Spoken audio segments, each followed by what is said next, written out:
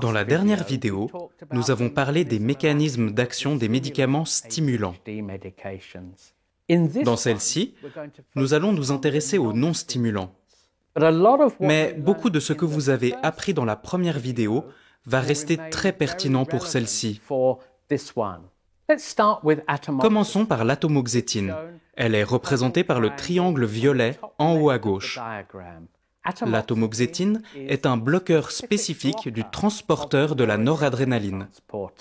Elle se lie très peu au transporteur de la dopamine et n'a donc que très peu d'effet sur ce dernier.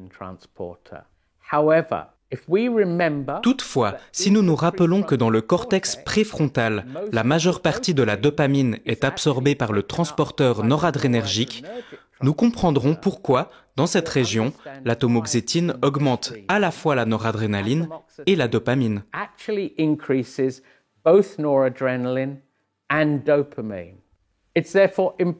Il est donc important de comprendre que l'atomoxétine n'est pas simplement un médicament noradrénergique.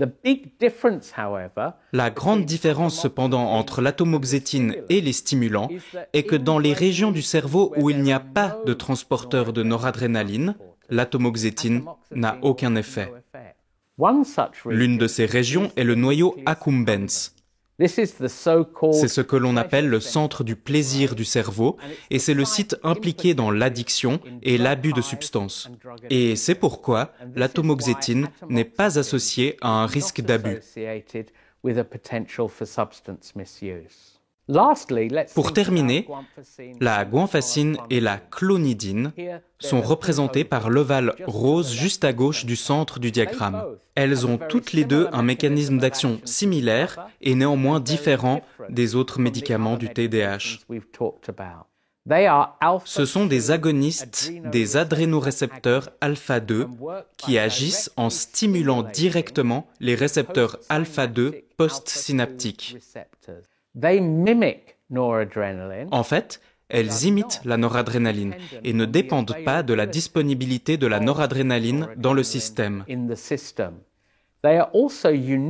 Ils sont également uniques dans le sens qu'ils n'ont aucun effet sur la neurotransmission de la dopamine.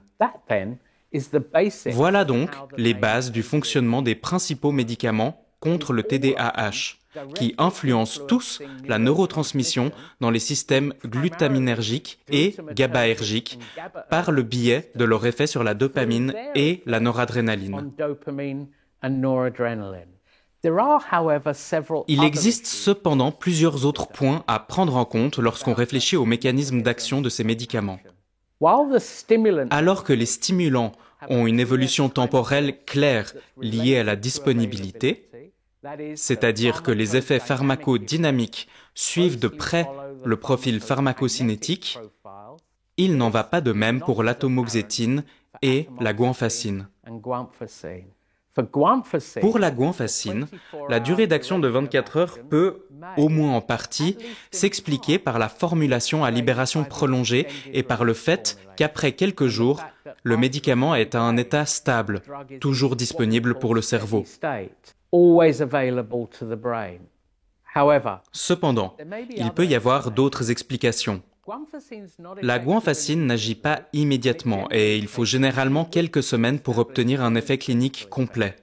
De plus, les effets de la guanfacine semblent mettre plus de temps à s'estomper que ce que l'on pourrait attendre de la pharmacocinétique et du mode d'action décrit précédemment. Il pourrait donc y avoir des effets à plus long terme sur le cerveau. Il existe en effet des preuves provenant des modèles animaux qui suggèrent que, chez les souris et les rats au moins, une exposition prolongée à la guanfacine augmente la longueur et la densité des épines dendritiques. L'atomoxétine a également une durée d'action prolongée, un début d'action retardé et une latence entre le moment de l'arrêt de l'effet et l'arrêt de la prise du médicament. Là encore, des études animales montrent que l'atomoxétine est associée à des changements dans l'expression des gènes et dans la synthèse des protéines qui sont impliquées dans la neurotransmission. et qu'il peut également y avoir une certaine neurogénèse, c'est-à-dire le développement de nouveaux neurones associés à l'exposition chronique à l'atomoxétine. Bien que ces données n'aient pas été reproduites dans des études humaines, elles peuvent aider à comprendre pourquoi ces médicaments non stimulants présentent des avantages potentiels pour certains patients et certaines situations. Donc, pour résumer et synthétiser l'information, car je sais qu'il s'agissait d'une description assez complexe du fonctionnement de ces médicaments, les stimulants et les non-stimulants ont tous les deux un effet sur la dopamine et la noradrénaline. Ils augmentent l'efficacité de la neurotransmission à travers un large nombre de circuits impliqués dans le TDAH.